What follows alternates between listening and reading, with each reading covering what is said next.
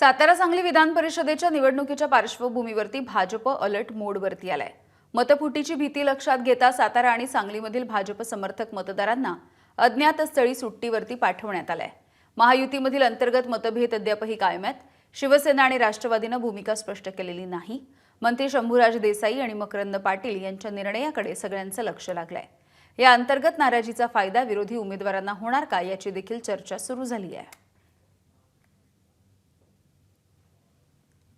त्याच्या निवडणुकीच्या अनुषंगाने भाजप अलर्ट मोडवर आल्याचे देखील चित्र आपल्याला पाहायला मिळत आहे। मतफुटीच्या भीतीने लक्षात घेता सातारा सांगली विधान परिषदेतील जे भाजप समर्थक मतदार आहेत त्यांना आता एका अज्ञात स्थळी हलवण्यात येण्याची माहिती समोर येताना पाहायला मिळते। माहितीतील अंतर्गत मतभेद अद्याप कायम असून शिवसेना आणि राष्ट्रवादी भूमिका अजून स्पष्ट केली नाहीये, त्यामुळे भाजपची चिंता वाढली आहे। मंत्री शंभूराज देसाई आणि मकरंद पाटील यांच्या निर्णयाकडे सर्वांचं लक्ष लागलं असून आता अंतर्गत नाराजीचा फायदा विरोधी पक्षाच्या उमेदवाराला होऊ नये याची काळजी भाजप घेताना आपल्याला पाहायला मिळते। साताऱ्यातून सर्व भाजपचे सदस्य एकत्र या एका साताऱ्यातील कारखान्यापासून ते बाहेर अज्ञात स्थळी हलवताना आपल्याला पाहायला मिळणार। या ठिकाणी आता भाजपचे अधिकृत उमेदवार धैर्यशील कदम देखील या ठिकाणी आले आहेत। या ठिकाणची पाहणी देखील करण्यात येत आहे। काही वेळातच भाजपचे सर्व नगरसेवक असतील, त्याचबरोबर जिल्हा परिषद सदस्य आणि पंचायत समिती सभापती हे टूरला निघाल्याचे चित्र पाहायला मिळत आहेत। एकंदरीत जर पाहिलं तर सर्व सदस्यांना गोपनीय स्थळी सुट्टीवर पाठवण्यात येणार असल्याचे देखील चित्र आता पाहायला मिळते।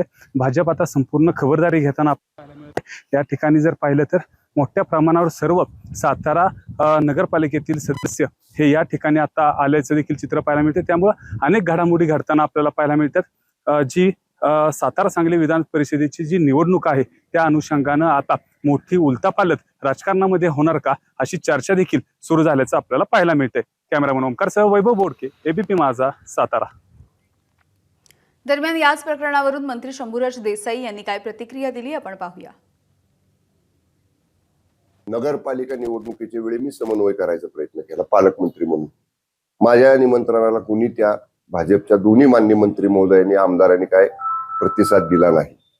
जिल्हा परिषदेच्या वेळी एकदा केला सुरुवातीला, तेव्हाही त्यांनी कुणी प्रतिसाद दिला नाही।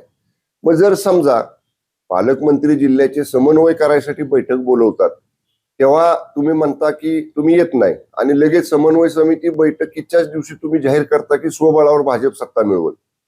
पण तुमचा जर असा प्रतिसाद असेल तर शेवटी मग आम्हालाही विचार करावा लागला ना। तर आली परिस्थितीला सामोरं जायचं सगळ्यांनीच। एबीपी माझा, उघडा डोळे बघा नीट।